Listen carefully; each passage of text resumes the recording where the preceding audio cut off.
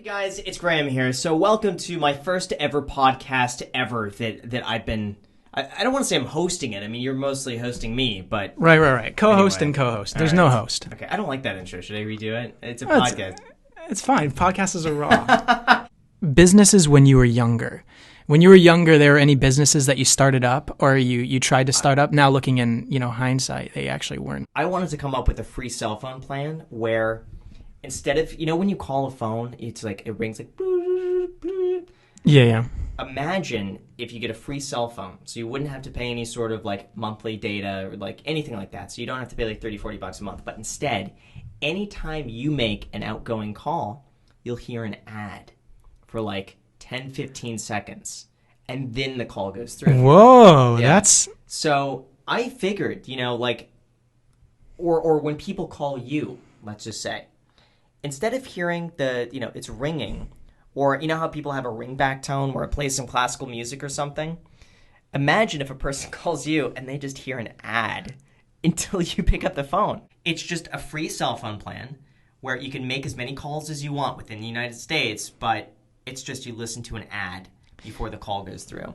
Not a bad idea. So I came up, I know I got a business plan in there, but basically I was one of those kids where it's like, okay, so there's 300 million people in the United States. If we can get 1% of those people and we make an average of, 15 cents a day, then, all of this, and I'm like, Yeah. $1 million a day based on that. And that was my pitch was just that. Like, if we get this amount of people, make this amount. Right. I started looking into it. And I felt so over my head. I had this idea. It's hard. But I was like, where do I start? How do I get advertisers? I think I was like 18 years old. I was like, what do I do?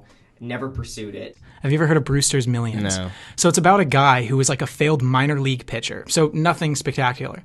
And he just finds out, like out of nowhere, his uncle had like a ton of money, basically. Mm-hmm. And the thing was, it was like a game. Yeah. He said, if you can spend $30 million and have net assets zero by the end of it, then you get the rest, like the other $300 million. Mm-hmm. So this guy in this movie, he had a month to spend $30 million. And if he couldn't spend it, he didn't get the extra $300 million.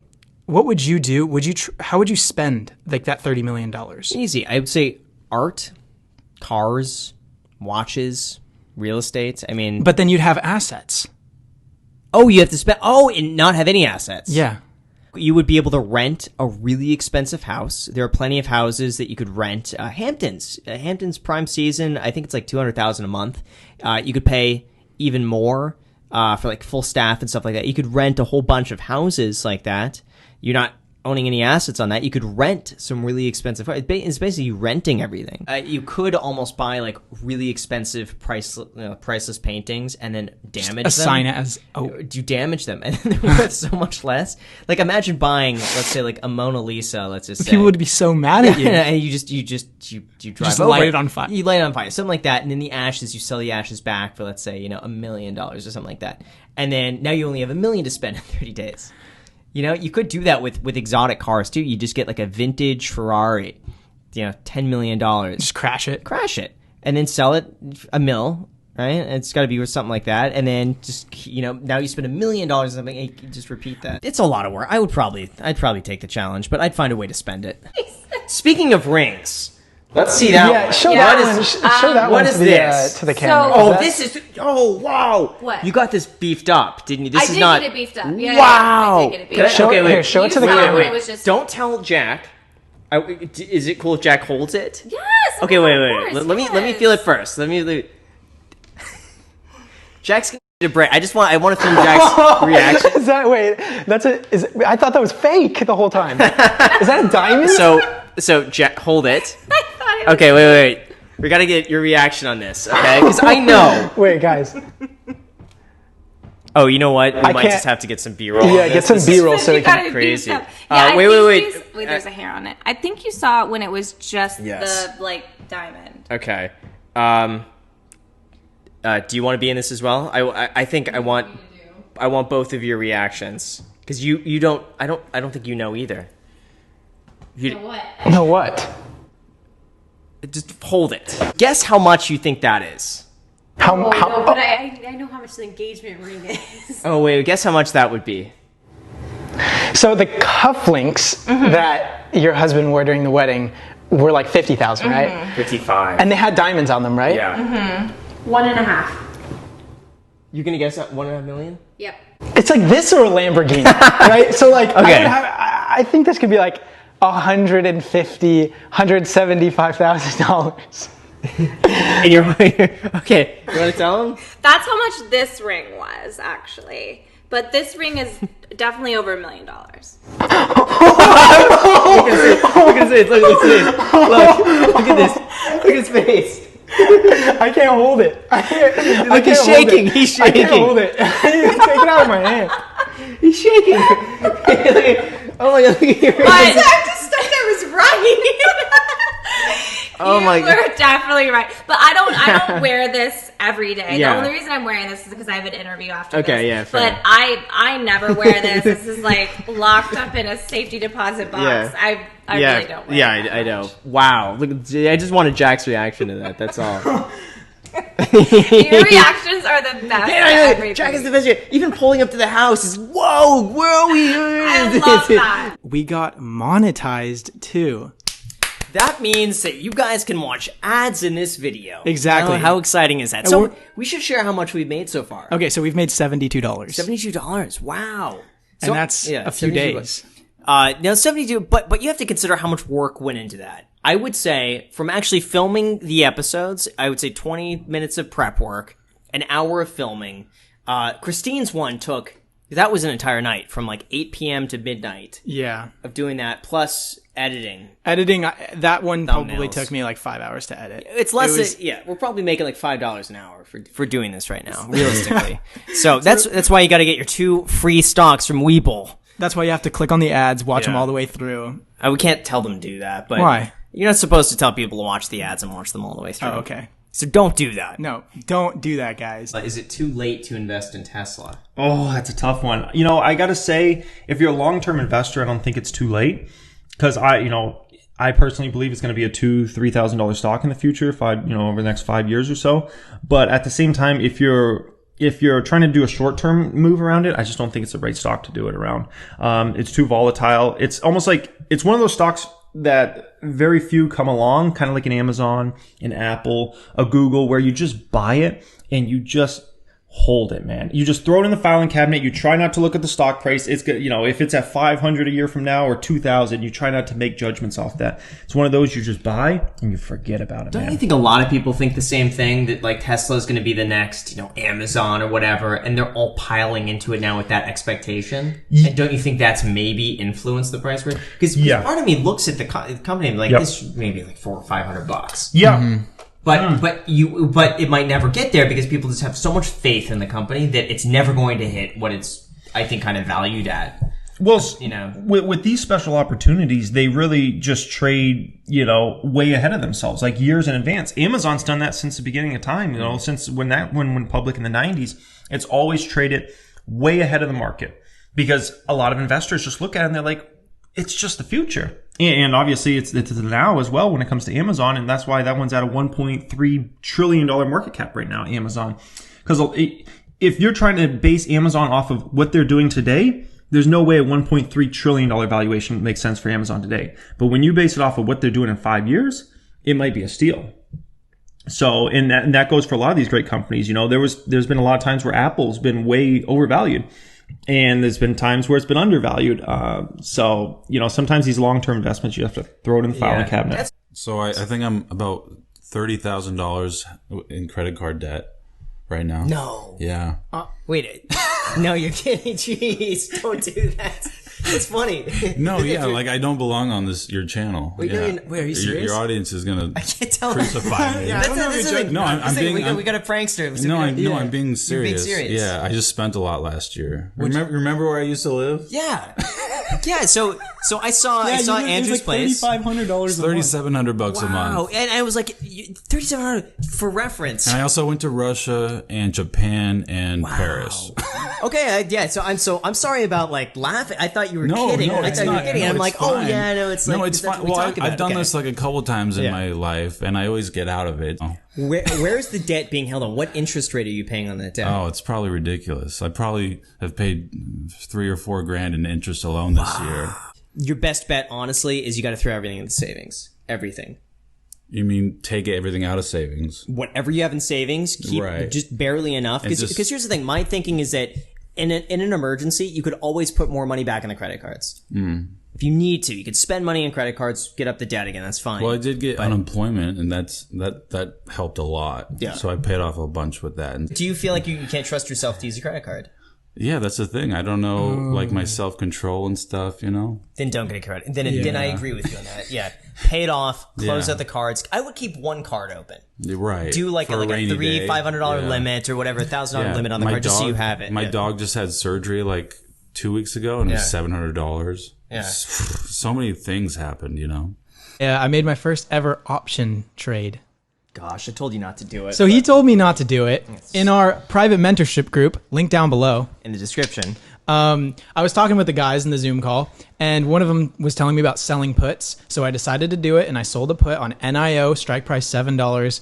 For those of you guys who know options, that's what I did. And yeah, I made like $29 off a $700 investment. It was a small investment. Obviously, I'm not going to do a bunch of money in the beginning when I'm doing options trading, but I made some money off of it. Congratulations. And I remember telling Graham, and Graham was just like, oh my God. But I mean, you would have made more money just buying two shares of Tesla. You would have made way more money. Yeah, but that would have required like a $2,000 investment. But also, but you invested $2,000. No, I invested $700. Oh, well, you could buy fractional shares. You would have made more money buying a fractional share in Robinhood.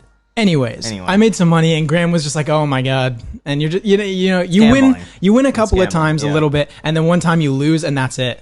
I made like 3-4% in 5 days. I want you to do days? it 20 times, and I want you to make money 15 out of those 20 times. Then I think that would be a good gauge of how well you're doing. All right, 75% of the time you make money. I'm gonna continue trading options and gambling away all of the money I'm getting from the podcast. All right. Do you want to say the thing where you like put that money in that one stock and then made like $40 or $80? Yeah, I'll say that. So one of them that like, it's a silly example, but Wirecard, that bankrupt company, for fun, I put $2,000 in Wirecard because I noticed it was hovering just within a set range, and I figured, well, if I could time, it was literally bouncing, like you had these two levels, it would just bounce between them. So I figured, well, I may as well just try to buy towards the low and then set a limit, and so it automatically sells when it reaches a certain point. I made like $80 on that. But I had to invest $2,000. Like, I was prepared to lose. Made $80 off $2,000. Yeah, but I was prepared to lose that, and that was within a few hours. And the company was going bankrupt, right? The next day, it went down to like, I think 2 days later, it was like 90-something cents. And what'd you buy it at? I bought it at $9.60-something, and I sold it at $9.90-something. I mean, it was funny because you said like with taxes and everything considered, it was like $40 that you made off of a $2,000 investment. Right. We went and got burritos. Yeah, paid for burritos. That's what was the goal. It was a fun little thing for me to do.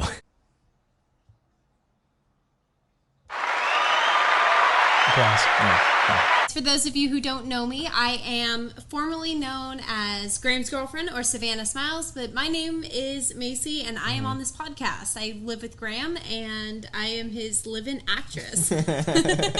Roommates. Roommates. We're just roommates. We're keeping this PG. For parental guidance. So welcome. So you were into finance a lot even before you met Graham. Yeah. That was something that we really clicked about. I remember one night that Graham and I first started talking. I think we were up till like 2 a.m. talking about credit card points and different credit cards. And he was telling me about like these ones. Because my parents were always very against any with like the annual fees. That's it. I almost said statements, and I knew that was wrong, but the annual fees. So then when he started saying, hey, no, like, this is how it pays for it back, I was like, wow. Like, my mind was just blown. So I can remember there was that. We were talking about the credit. He knew my credit score before we even went on a first date. That's what made him so interested in me. Did you ask that question right away? I think so. I don't know if you asked Or it was like indirectly, be like, something about credit scores, and then it just came up in conversation. I don't think I asked directly, like, what's your credit score? I think I just brought it up. I think I just offered this information willingly. I'm like, by the way, my credit card's over 750, and he's like, what? You're that age and your credit score is that high? I'm like, yeah. Yeah, it's not like the text, like, guess what I'm wearing tonight. Yeah. It's like, Guess what my credit score is? 750. I'm like, oh, say no more. Graham is going to review my budget. So I prepared my income and expenses, and I can throw up a screenshot of the spreadsheet. Okay. And Graham is going to look at all my stuff. All right, so here we go. So we got video editing. 4,000. I want to read this Millennium Mind. $4,127.29. We got the mentorship group with $1,106 a month hourly. Okay, $600. Podcast, $144.55. Okay, decent income. That's good. That's good. But then we got your expenses. Basil and mint with Matthew. What's that? Okay, so that was the pho that I got. The Vietnamese pho with my friend where he got the spring rolls. What's lucky? Groceries. Why is it lucky? I don't know. That was what Mint classified it as. I just got all this from Mint. Lucky PayPal. Don't know what that was. $15. Okay, then we got Little Caesars, $5.39. Okay, that's fine. Two Trees Cafe, $18 at a cafe. What was that? I got this thing called a Monte Cristo. Why? It was just a sandwich. My friends wanted to go. I spoiled myself. Okay, so Ralph's $114. That was groceries of the month. Audible, $15 a month. Fees and charge. Why are you paying fees and charges? I have no idea what that was. Jack in the Box, $7.57. That's expensive for Jack in the Box. Yeah, Groceries, $26. Habit Thompson, $4. Venmo, $1. Arco Gas. Okay, groceries.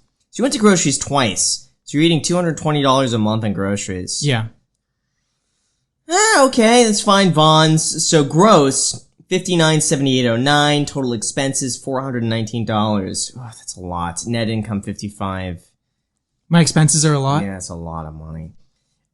Get rid of those fees and charges. No Jack in the Box. You want to get that down to like $380 a month, and I'd be happy. I mean, it's good. I mean, obviously, I have no complaints on this.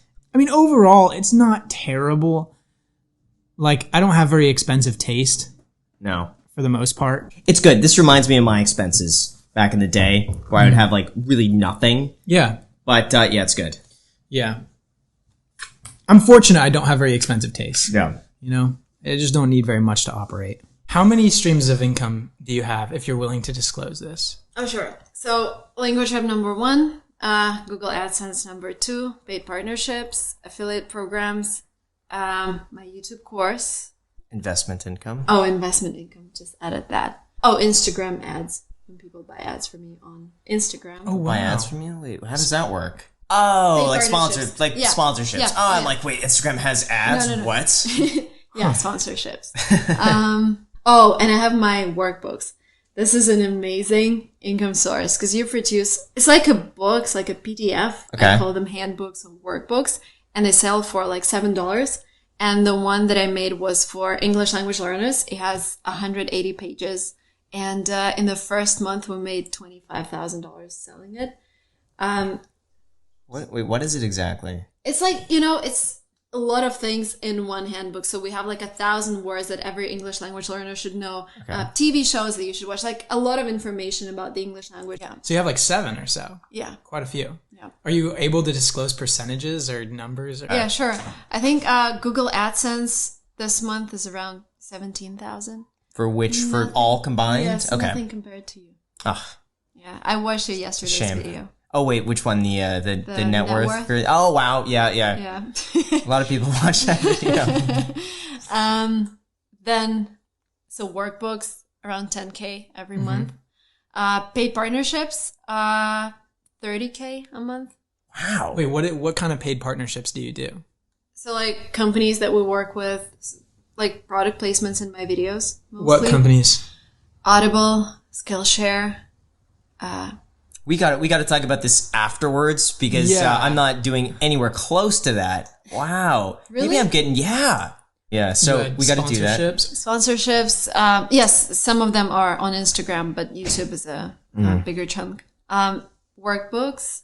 Last month it was around 9K. What else? Well, Language Hub salary. I don't want to disclose it. That's fair. What else do we have? Oh, courses. Last month I made around 30K on courses. That's good. That's really good. I was adding it up in my head. It's almost 100,000 a month. 80K about. About. Wow. So there's our title right there. Yeah. Okay. So how do you say hit the like button? Нажмите Na śmiecie. Wait. Na. Na? Na śmiecie. Na śmiecie. Na żmicia. Na like. Na like. Na like. Na śmiecie. Na like. Nice.